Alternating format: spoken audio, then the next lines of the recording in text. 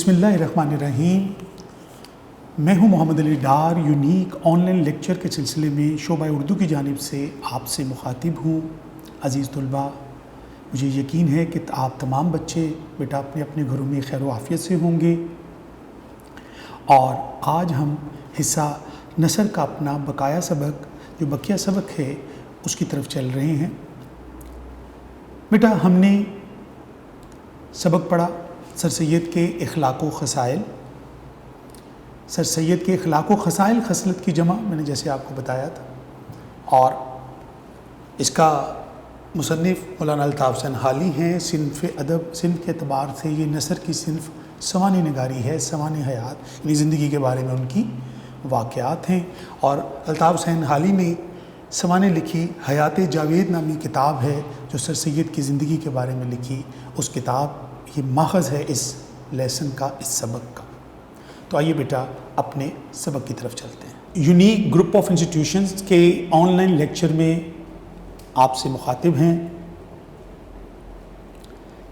سال اول حصہ نثر بیٹا ہم پڑھنے جا رہے ہیں، اردو۔ مولانا الطاف حسین حالی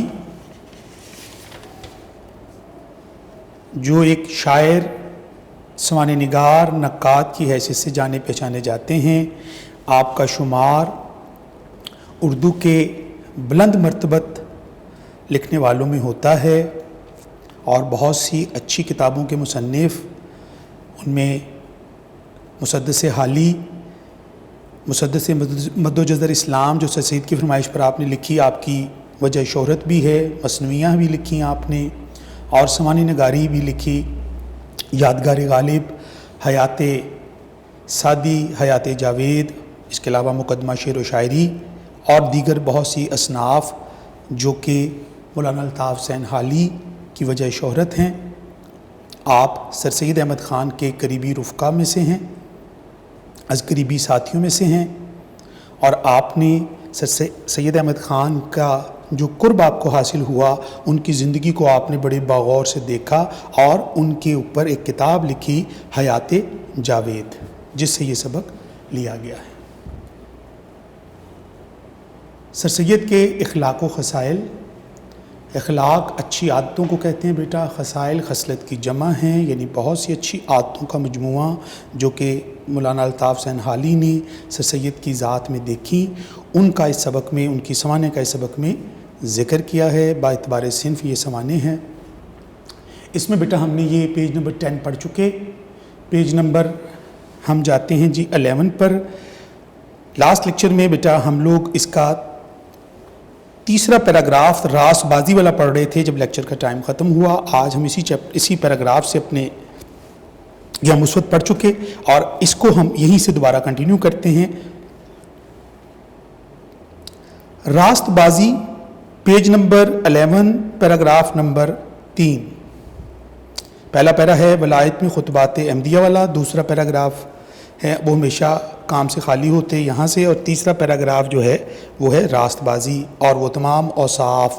راست بازی سچائی اور وہ تمام اوصاف، اوصاف بیٹا وصف کی جمع ہوتی ہے، یعنی خوبیاں۔ راست بازی اور وہ تمام اوصاف جو ایک راست باز آدمی میں ہونے ضروری ہیں۔ راست باز آدمی یعنی سچے انسان ہونے ضروری ہیں، جن میں جیسے صدق مودت یعنی سچائی، سچی دوستی، حمیت حیا سے ہے، خودداری غیرت مند بھی ہو سکتا ہے، دلیری بہادری کو کہتے ہیں، اور آزادی وہ اس شخص کی خصوصیات میں سے تھے، یعنی یہ سر سید کی وہ خصوصیات ہیں کہ آپ ایک راست باز اور سچے آدمی تھے۔ اس شخص نے اگر سچ پوچھئے تو اپنی آزادانہ تحریروں سے اردو لٹریچر میں آزادی کی بنیاد ڈال دی، یعنی آپ نے اردو لٹریچر کا مطلب اردو ادب کے اندر سر سید احمد خان خود راست باز تھے، اور راست بازی آپ کا ایک خاص وصف تھا۔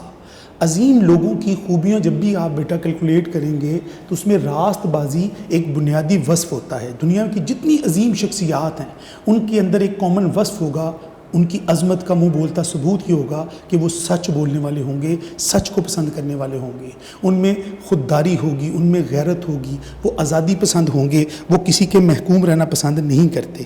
تو سر سید احمد خان نے اپنی تحریروں میں آزادی کی روح پھونکی۔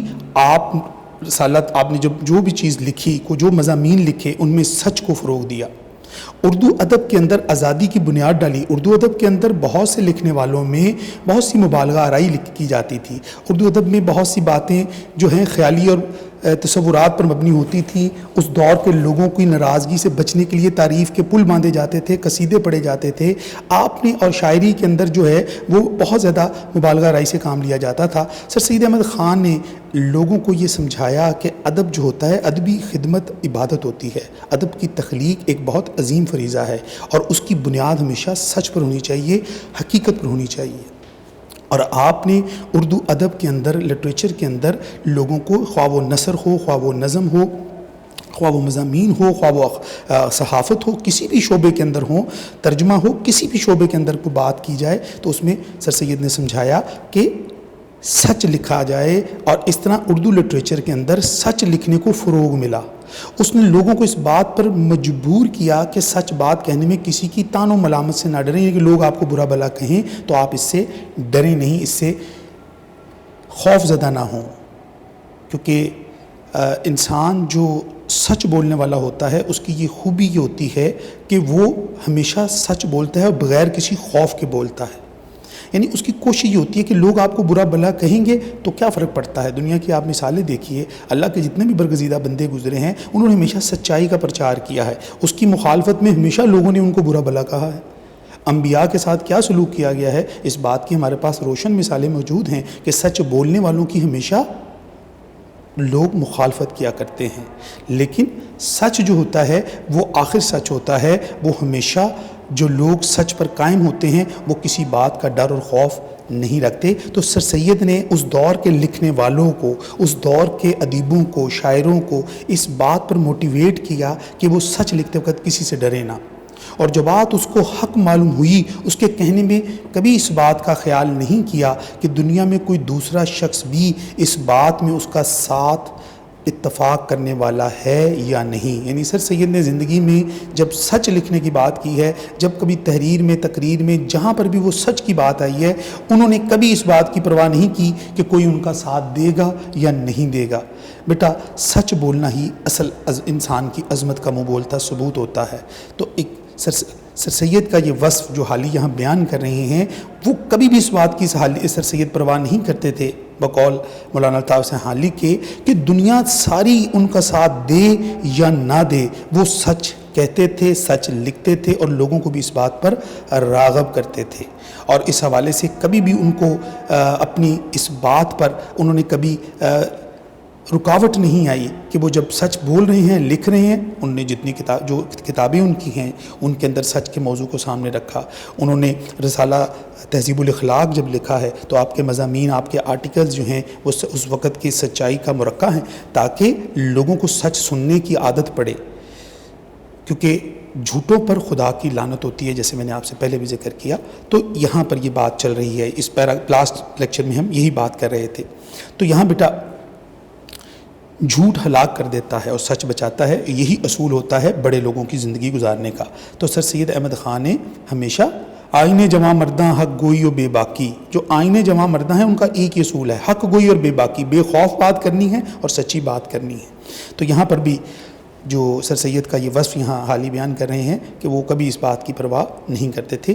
سر سید کو کوئی بات اس سے زیادہ تکلیف دہ، ناگوار نہیں گزرتی تھی، یعنی شاق نہیں گزرتی تھی۔ شاق کا مطلب ہوتا ہے ناگوار ہونا، تکلیف دہ ہونا، نہیں گزرتی تھی کہ ان پر راست بازی کے خلاف کوئی الزام لگایا جائے۔ یعنی سر سید کو آپ جو مرضی کہہ لیں لیکن انہیں جھوٹا نہ کہیں۔ یعنی سر سید جو ہے وہ سچائی کے علمبردار تھے، سچ کی عزت کرتے تھے اور سچائی کو پسند کرتے تھے۔ کوئی آپ کو کچھ بھی کہتا آپ برداشت کرتے تھے، لیکن جب آپ کو سب سے زیادہ تکلیف اس وقت پہنچتی جب آپ کو لوگ جھوٹا، یعنی آپ کی راست بازی پر حرف اٹھاتے، آپ کی راست بازی پر الزام لگایا جاتا۔ تو یہاں پر یہ بات بیٹا ہو رہی تھی۔ یہ شخص فی الواقعہ راست بازی کو اپنا دین و ایمان سمجھتا ہے۔ یہ ریفرنس کے طور پہ بھی ہم استعمال کر سکتے ہیں کہ سر سید احمد خان راست بازی کو اپنا دین و ایمان سمجھتے تھے، یعنی راست بازی ہی ان کا دین تھا اور یہی ان کا ایمان تھا کہ سچ کے علاوہ اور کچھ نہیں۔ دنیا کی عظیم لوگوں کو جیسے میں نے آپ سے ذکر کیا ہے، سچ کے لیے لوگوں نے اپنی گردنیں کٹوا دی ہیں، لوگوں نے اپنی جانوں کے نذرانے پیش کیے ہیں، لوگ سچائی کے لیے لوگوں نے ہجرتیں کی ہیں، یہ سب کچھ سچ کے لیے کیا ہے۔ اور سچ ایسا وصف ہے جس کے اندر کسی قسم کے جھول، کسی قسم کی کمی بیشی کی کوئی گنجائش نہیں ہوتی۔ سر سید احمد خان جو تھے انہوں نے ہمیشہ یہ کوشش کی کہ سچائی کا سامنا کیا جائے، سچ بیان کیا جائے۔ جس دور میں انہوں نے برصغیر کے مسلمانوں کے لیے کوششیں کر رہے تھے، اس دور میں بہت سے آپ کے مخالفین بھی تھے جو آپ کی اس بے باکی اور بے خوفی اور سچائی پر لکھی ہوئی تحریروں کے مخالف تھے، وہ آپ کے افکار کے خلاف تھے، لیکن سر سید احمد خان نے کبھی بھی اپنا راستہ مخالفت کی وجہ سے تبدیل کرنے کی کوشش نہیں کی۔ سر سید جیسے خود راست باز تھے، اسی طرح راست بازوں کی دل سے قدر کرتے تھے۔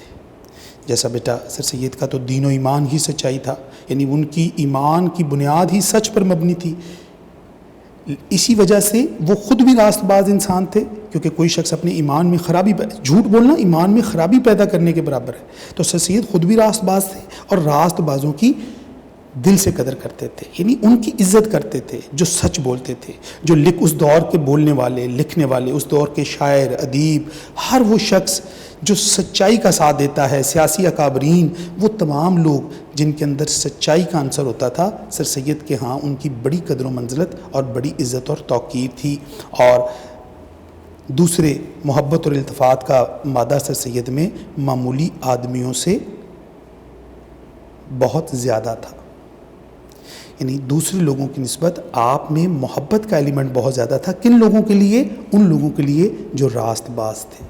جیسے میں نے لاسٹ ٹائم آپ کو بتایا کہ ہیرے کی پہچان جوہری کو ہوتی ہے، سر سید راست باز مردم شناس تھے، وہ ایسے لوگوں کو پہچانتے تھے جو سچے ہیں، پھر ان کے دل میں ان کے لیے جو عزت اور توقیر تھی اس کو وہ خاص اہمیت دیتے تھے۔ اسی طرح سر سید کی بات کرتے ہوئے حال ہی بتاتے ہیں کہ ان کے تعلقات میں، اس لیے ان کے تمام تعلقات میں محبت کا ظہور بدرجہ غایت پایا جاتا تھا، محبت کا اظہار بدرجہ غایت انتہائی زیادہ، بہت زیادہ پایا جاتا تھا۔ ان کے اندر محبت کا یہ ایلیمنٹ بہت زیادہ تھا کہ وہ ایسے ہر شخص سے محبت رکھتے تھے جو سچائی کو اپنا دین و ایمان سمجھتا ہو۔ خود بھی ساری زندگی سچائی کے راستے پہ چلے، سچائی کا پرچم اٹھایا، سچائی کے راستے کے اندر ہر طرح کی لوگوں کی مخالفتیں، لوگوں کی طعن و تشنیع برداشت کی، اپنی مخالفتیں برداشت کی، لیکن ان کا مقصد عظیم تھا۔ تحریک علی گڑھ کے ذریعے سے برصغیر کے مسلمانوں کے لیے وہ ایک ایسا پلیٹ فارم بنانا چاہتے تھے جو آنے والے دنوں میں مسلمانوں کی اور برصغیر کے لوگوں کی ترقی کی بنیاد فراہم کرے۔ ان کی ساری کاوشیں اس سچائی اور خلوص پر مبنی تھی جو وہ اپنے ملک و قوم اور اپنے لوگوں کے لیے رکھتے تھے۔ اس کے بعد بیٹا نیکسٹ پیراگراف، سر سید کو ہمیشہ اپنے کنبے کے ساتھ لگاؤ رہا، یعنی سر سید احمد خان جو تھے وہ اپنے کنبے سے مراد ہے اہل خانہ، گھر والے۔ سر سید احمد خان جو ہیں وہ اپنے گھر والوں سے بہت زیادہ محبت کرتے تھے، ان کی محبت اپنے گھر والوں کے لیے بہت زیادہ تھی۔ تو میں سے بہترین شخص وہ ہے جو اپنے اہل و عیال کے لیے بہتر ہے، مگر سر سید کی محبت اپنے وطن سے، بھائی کی موت کا صدمہ ان کو 20 برس نہیں بھولا۔ سر سید کو ہمیشہ اپنے کنبے کے ساتھ بے حد سے زیادہ لگاؤ رہا۔ بھائی کی موت کا صدمہ ان کو 20 برس نہیں بھولا، یعنی یہاں اس پیراگراف میں سر سید آغاز میں یہ مولانا طاہر ثانی بتاتے ہیں کہ وہ اپنے بھائی سے بہت محبت کرتے تھے۔ جب ان کے بھائی کا انتقال ہو گیا تو 20 برس گزر جانے کے باوجود بھی وہ بھائی کی وفات کے دکھ کو بھول نہ سکے۔ سید محمد جو تھے ان کے بھائی تھے، ان کے جانے کا غم جو تھا ان کو ہمیشہ رہا، ان کے بڑے بھائی کا۔ ان کی عزیز ان کے سامنے بھائی کا ذکر اس لیے نہیں کرتے ہیں کہ ان کا داغ تازہ ہو جائے گا. داغ کا مطلب ہے یہاں دکھ تازہ ہو جائے گا, وہ زخم ہرا ہو جائے گا. وہ بھائی کی موت کو 20 برس گزر جانے کے باوجود بھی فراموش نہیں کر سکے. یعنی بھائی سے محبت جو ہے وہ اتنی زیادہ کرتے تھے, یعنی اپنے کنبے کے ساتھ ان کو جو لگاؤ تھا. یہاں حالی جو ہیں ان کی فیملی سے محبت کی بات کر رہے ہیں, اور یہاں وہ بتاتے ہیں کہ جو ان کے قریبی عزیز و اقارب تھے, رشتہ دار تھے, باقی ملنے ملانے والے آتے تھے, جب بھی وہ سر سید سے ملاقات کرتے تو وہ کوشش کرتے کہ وہ ان کے بھائی کا ذکر نہ ہو, کیونکہ جیسے ہی وہ اس لیے ایسا کرتے تھے کہ جیسے ہی وہ بھائی کا ذکر آئے گا, اس کا تذکرہ کیا جائے گا, تو بھائی کی جدائی کا جو غم ہے, جو دکھ ہے, وہ کبھی ان کو دوبارہ سے تازہ ہو جائے گا, جن کی محبت کو وہ کبھی فراموش نہیں کر سکتے. بہت مدت کے بعد ان کی بھتیجی کے منہ سے باپ کا کچھ ذکر نکل گیا. یعنی باتوں باتوں میں کوئی ذکر ہو رہا تھا جس میں بھتیجی نے, یعنی بھائی کی جو بیٹی ہیں, انہوں نے اپنے والد کا ذکر کر دیا, ان کے بارے میں کوئی بات کر دی. سر سید کا یہ سننا تھا کہ جیسے ہی سر سید نے اپنے بھائی کا ذکر سنا تو سر سید کی حالی بتاتے ہیں کہ سر سید کی حالت ایسی متغیر ہو گئی, ایسی تبدیل ہو گئی, بدل گئی کہ گویا آج ہی بھائی کا انتقال ہوا ہے. یعنی اتنی شدت کے ساتھ ان کے آنسو بہے, اتنے غم کی کیفیت میں وہ چلے گئے جیسے بھائی کا انتقال آج ہی ہوا ہے, حالانکہ اس واقعے کو بہت عرصہ گزر چکا تھا. وقت سب سے بڑا مرہم ہے, لیکن اپنوں کی جدائی کا جو غم ہے وہ جب بھی آپ اس کا ذکر کرتے ہیں تو بیٹا حالی بتاتے ہیں کہ سر سید کا مزاج یہ تھا, ان کی طبیعت ایسی تھی کہ وہ اپنوں کو کبھی بھول نہیں سکے. اتنے عرصے بعد بھائی کا ذکر ہوا تو کیفیت ایسی ہو گئی جیسے آج ہی بھائی کا انتقال ہوا ہو, اور آج ہی انہیں خبر ملی, اور وہ رو رو کر ان کا حال جو تھا وہ اتنا متغیر ہو گیا کہ سب لوگ ان کو سنبھالنے میں لگ گئے. اپنی والدہ کے ساتھ جیسی ان کو وابستگی تھی ایسی بہت کم سنی گئی ہے. یعنی اپنی ماں سے وہ بہت زیادہ اٹیچ تھے, اپنی ماں کے ساتھ ان کا بہت زیادہ ایک گہرا تعلق تھا. اور ہم سب جانتے ہیں کہ جنت ماں کے قدموں تلے ہے. ماں کی محبت جو ہے وہ دنیا جہان کی محبتوں سے سب سے اعلیٰ ہے. یعنی دنیا میں جو ماں کی محبت ہے وہ بہت زیادہ اہمیت کی حامل ہے.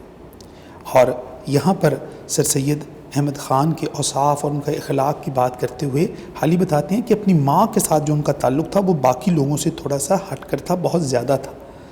وہ اور جیسی کہ وہ جوانی میں اطاعت و فرما برداری کرتے تھے, ان کے غصے اور خفگی کو برداشت کرتے تھے. اس طرح بچے بھی اپنے ماں باپ کا کہنا نہیں مانتے. بیٹا ماں کے ساتھ تعلق اور محبت بہت ایک بنیادی چیز تھی. ان کی ماں نے ان کی تربیت ایسی کی تھی, ان کا مزاج ایسا بنایا تھا کہ وہ اطاعت گزار اور فرمان بردار بیٹے تھے. یعنی بچے جو ہیں ماں باپ کی بات کو وہ اہمیت نہیں دیتے جو سر سید احمد خان جوانی میں اپنے ماں باپ کا حکم مانتے تھے. یعنی ماں باپ کی اطاعت ان کا وہ اپنے اوپر واجب سمجھتے تھے. قرآن ہمیں یہ بتاتا ہے کہ ماں باپ کا مقام و مرتبہ کیا ہے, کہ اگر تمہارے ماں باپ بوڑھے ہو جائیں تو ان کو کیا نہیں کہنا بیٹا, اف تک نہیں کہنا. یعنی اسلام ہمیں اس بات کی اجازت نہیں دیتا کہ ہم اپنے بوڑھے والدین کے آگے اف کا لفظ استعمال کریں, ان کے سامنے ذرہ برابر ان کی حکم عدولی کریں. اور اللہ تعالیٰ نے ماں کے ساتھ اور والدین کے ساتھ حسن سلوک کی تاکید قرآن مجید میں کئی بار کی ہے, اور والدین کی فرما برداری کا حکم دیا ہے, اور ان کی خدمت جنت کے حصول کا ذریعہ قرار دیا ہے. یہی وہ تصور تھا, یہی وہ بات تھی جو سر سید کے پیش نظر تھی. ان کے سامنے یہ بات حقیقت تھی کہ جب آپ اپنے ماں باپ کی اپنی والدہ کی بات سنتے, اور ماں کا حق زیادہ ہے. ماں کا جو ایک صحابی نے رسول اللہ سے پوچھا کہ مجھ پر سب سے زیادہ کس کا حق ہے, اللہ کے رسول نے فرمایا تیری ماں کا. پھر پوچھا مجھ پر کس سے زیادہ سب سے زیادہ حق ہے یا رسول اللہ بتائیے, تو اللہ کے رسول نے پھر کہا تمہاری ماں کا. تیسری دفعہ اس صحابی نے پھر یہ پوچھا کہ یا رسول اللہ مجھ پر سب سے زیادہ حق کس کا ہے, آپ صلی اللہ علیہ وسلم نے تیسری دفعہ بھی یہی فرمایا تیری ماں کا, اور چوتھی دفعہ سوال پر کہا تیرے باپ کا. تو اس طرح ماں کا درجہ 3 گنا بڑھا دیا گیا. کیوں؟ اس لیے کہ ماں کو ہماری سب سے زیادہ ضرورت ہوتی ہے. بیٹے کی ایک فرما بردار بیٹا جو ہوتا ہے وہ اللہ کی نعمت ہوتا ہے، اللہ کی رحمت ہوتا ہے. اور اسی طرح والدین کی دعائیں جو ہوتی ہیں وہ ہماری دنیوی اور آخرت کی کامیابی کا ذریعہ ہوتی ہیں. سر سید احمد خان کو جو مقام و مرتبہ ملا ہے بیٹا، اس کی بنیادی وجہ یہ تھی کہ وہ اپنی ماں کا حکم مانتے تھے. ان کی سختگی کو، ان کی خفگی، ان کی ناراضگی کو، ان کے غصے کو، ان کی ڈانٹ ڈپٹ کو برداشت کرتے تھے. ان کے آگے اف تک نہیں کرتے تھے. آج کے دور میں بچے ماں باپ کا کہنا نہیں مانتے. ماں باپ سے زیادہ ہم سے محبت کرنے والا کوئی ہوتا ہی نہیں ہے. لیکن سر سید احمد خان اپنی ماں کی جو فرما برداری کرتے تھے وہ اپنی مثال آپ تھی. یہ بھی ان کے اوصاف میں سے ایک تھا. آپ کی والدہ نے آپ پر ہمیشہ سختی کا رویہ اختیار کیا. ان کی بچپن کا ایک واقعہ ہے. کسی ملازم سے سر سید احمد خان نے کو سخت رویہ اختیار کیا. سر سید ابھی چھوٹے تھے اس زمانے میں، جوان بھی نہیں تھے، تو سخت رویہ اختیار کیا. شاید آپ نے، آپ کی والدہ نے آپ سے 3 دن آپ سے ناراض ہو گئیں آپ کی تربیت کرنے کے لیے. اور آپ نے جب تک اس ملازم سے معذرت نہیں کی، والدہ نے آپ کو تربیت کرنے کے لیے تو یہ سب کچھ سکھایا. تو یہ سر سید احمد خان کا ماں سے وہ محبت تھی جس نے آپ کو آج سر سید احمد خان بنایا ہے. وہ ماں کی سختی تھی، وہ ڈانٹ ڈپٹ تھی جو چھوٹی چھوٹی غلطیوں میں بچپن میں آپ کی والدہ آپ سے کیا کرتی تھی. آپ اپنے ماں باپ کی سختی کا کبھی، والدہ کی سختی کا کبھی برا نہیں مناتے تھے. آپ ان کے رویے کو برداشت کرتے کیونکہ وہ آپ یہ سمجھ چکے تھے کہ میری ماں مجھے جو سمجھاتی ہے وہ میری بہتری کے لیے ہے. اور ماں کی جو محبت ہے، اس کی جو فرما برداری ہے، وہ تو ہم پر فرض اور واجب ہے. تو یہاں الطاف حسین حالی نے آپ کی ماں کے ساتھ وابستگی کا ذکر کیا ہے کہ آپ کی محبت ماں سے بہت گہری تھی. اگلا پیراگراف بیٹا، اپنے وطن کے ساتھ ہر شخص کو عموماً الفت اور معانست ہوتی ہے. یعنی ہر شخص اپنے وطن سے محبت کرتا ہے، پیار کرتا ہے، وابستگی ہوتی ہے انسان کی اپنے وطن کے ساتھ. یعنی کوئی بھی دنیا کا شخص جو ہوگا اس کو اپنے وطن کے ساتھ محبت ہونا، اس کے ساتھ ایک تعلق ہونا، یہ ایک فطری بات ہے. ہر شخص کو وطن سے محبت ہوتی ہے، مگر سر سید کی محبت اپنے وطن کے ساتھ عجیب طرح کی تھی. گو بظاہر سر سید احمد خان نے دلی ہمیشہ کے لیے چھوڑ دی تھی. آپ یعنی ہجرت کر کے آپ کہاں چلے گئے تھے؟ علی گڑھ چلے گئے تھے. پھر ولایت بھی گئے، پھر انہیں ممالک بھی گئے. تو سر سید احمد خان جو تھے ان کو اپنے وطن سے بہت محبت تھی. وطن کی محبت جز ایمان ہے.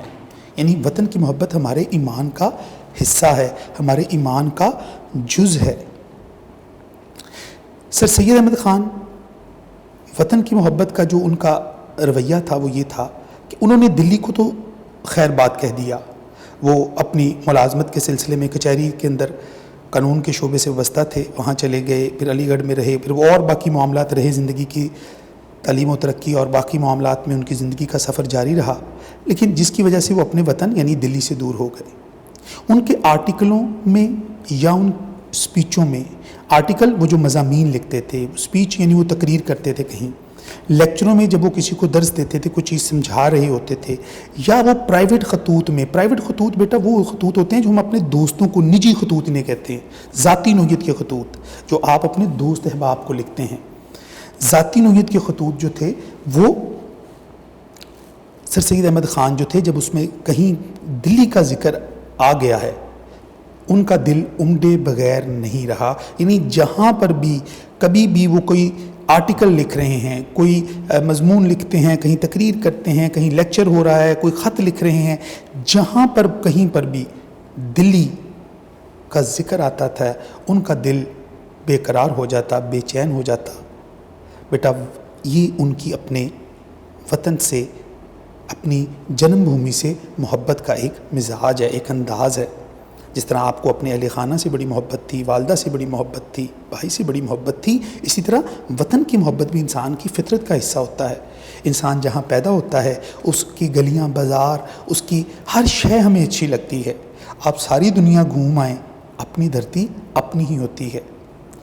سر سید احمد خان کو جب بھی آپ دیکھا جائے تو ان کو دلی کی جو ذکر تھا وہ انہوں نے ہمیشہ اس کا ذکر کیا ہے۔ سر سید احمد خان کیوں دلی سے محبت کرتے تھے؟ کیونکہ دلی ایک ایسا شہر تھا جو بڑا ہی بارونق، بڑا ہی آباد ہوا کرتا تھا، لیکن انگریزوں کے یہاں آنے سے اس کی تباہی کا سلسلہ شروع ہوا۔ یہاں پر کی رونقیں ختم ہو گئیں، یہاں کے حالات خراب ہوتے چلے گئے، یہاں کی جو گلی کوچے بازار تھے وہ لہو لہان ہو گئے۔ یعنی یہ ساری چیزیں جو تھیں، یہ دلی کی جو حالات تھے یہ آپ نے اپنی آنکھوں سے دیکھے۔ 1857 کی جنگ آزادی کے بعد کے حالات، جب بہادر شاہ ظفر کو قلعے میں قید کر دیا گیا، شہزادوں کے سر قلم کر دیے گئے، تو آپ جب بھی اگر غور سے ہم دیکھتے ہیں تو وہ اپنے دلی کے جو حالات دیکھے تھے آپ نے، کیونکہ آپ اس وقت وہاں موجود تھے، آپ کے اپنے کئی عزیز و اقارب اس 1857 کی جنگ آزادی کے اندر جو غدر کا واقعہ پیش آتا ہے اس حالات کے اندر شکار ہوئے ہیں، آپ کو اس کا بہت دکھ تھا، بہت ملال تھا۔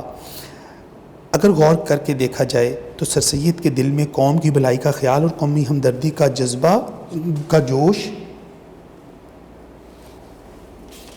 پیج نمبر 12 پہ دیکھیے، زیادہ تر دلی ہی کی تباہی اور بربادی نے پیدا کیا۔ اب دلی تباہ کیسے ہوا؟ یہاں یہ کبھی ایک بڑا مرکزی حیثیت رکھتا تھا، بر صغیر کے اندر دلی پایا تخت ہوا کرتا تھا مغل دور کے اندر، اور اس پر بہت سے حملہ آوروں نے آ کر حملے کیے اور انگریزوں نے آ کر یہاں پر قبضہ جب کر لیا تو وہ سارے حالات جو تھے وہ سر سید کے لیے بہت تکلیف دہ تھے۔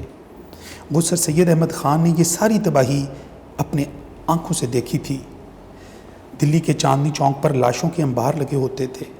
اس زمانے میں آسمان سے کوئی بلا ایسی نہیں اتری جس نے زمین پر اترتے ہی مسلمانوں کا گھر نہ دیکھ لیا ہو۔ پھر مرزا غالب نے اپنے خطوط میں دلی کی تباہی کا ذکر کیا ہے۔ مرزا غالب کے جو اگر ہم خطوط کا مطالعہ کریں تو وہاں پر مرزا غالب جو ہیں وہ دلی کی تباہی کا ذکر کرتے ہیں اپنے خطوط میں، اپنے دوستوں کو خطوط میں ان کا ذکر موجود ہے، ایک پوری تاریخ موجود ہے کہ دلی کیسے تباہ ہوئی، وہاں کیا حالات پیدا ہو گئے تھے، وہاں کی جو تباہی و بربادی میں ہمیں ان خطوط سے پتہ چلتی ہے، پوری تاریخ پتہ چلتی ہے۔ تو یہ وہی واقعات تھے، وہی باتیں تھیں جس کو سر سید احمد خان نے اپنی آنکھوں سے دیکھا تھا۔